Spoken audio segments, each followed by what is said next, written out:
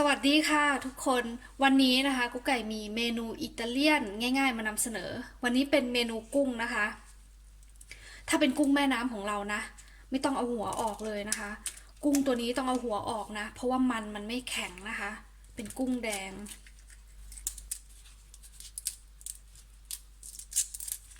ผ่าครึ่งกลางตัวแบบนี้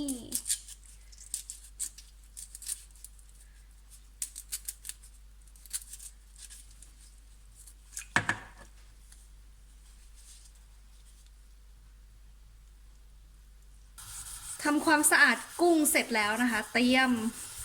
ย่างกุ้งนะคะโหถ้าเป็นบ้านเรานี่ก่อไฟย่างข้างนอกเลยอันนี้เป็นน้ำมันนะคะไม่ใช่น้ำมันมะกอกนะคะน้ำมันพืชธรรมดา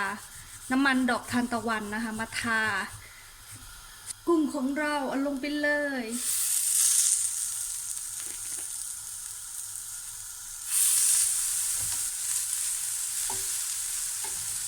เสร็จแล้วนะคะกุ้งย่างน่ากินมากๆเลยหอมด้วยคราวนี้นะคะก็มาเตรียมน้ำซอสราดนะคะกระเทียมใครชอบมากใส่มากใครชอบน้อยใส่น้อยนะพาสลีย์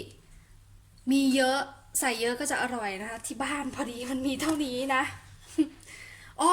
อีกอย่างหนึ่งนะคะถ้าเราซื้อพาสลีย์มาเป็นแพ็คแบบนี้นะคะที่เขาขายในห้างแล้วเราใช้ไม่หมดให้แช่ช่องฟรีซไว้นะคะเอามาใช้ได้นะของกุ๊กไก่มีในช่องฟรีซนะคะเดี๋ยวจะเอามาเพิ่มนะที่สดๆมีแค่นี้นะคะสับให้ละเอียด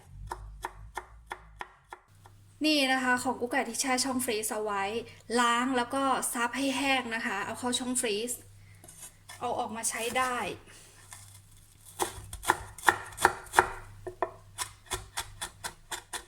พอละเอียดแล้วนะคะใส่ถ้วยต่อมานะคะมะนาวนี่จากที่สวนออร์แกนิกน้ำมันมะกอกเอ็กซ์ตร้าเวอร์จินนะคะใครชอบอาหารอิตาเลียนนะหรืออาหารฝรั่งนะคะน้ำมันมะกอกบริสุทธิ์ต้องมีติดบ้านไว้เลยนะพริกไทยดำนะคะอันนี้ป่นเองนะคะเกลือกุ้งนะคะมันจะมีรสเค็มอยู่แล้วนะคะไม่ต้องใส่เกลือเยอะนะแล้วก็คนให้เข้ากันนะคะเมื่อคนเข้ากันแล้วนะคะคราวนี้ก็ราดลงไปบนตัวกุ้งของเราที่รักดูดิน่ากินเปล่าเมียเก่งปะเมียเก่งไหมใช่อร่อยอ่ะเรียบร้อยแล้วนะคะกุ้งย่างราดซอสสไตล์อิตาเลียนอร่อยไหมที่รักอร่อยมากอร่อยมากพี่มิกชิมไปแล้วนะคะเมนูนี้นะถ้าใครอยากจัดปาร์ตี้บุฟเฟ่นะคะเติมเมนูนี้ไปได้เลยนะคะ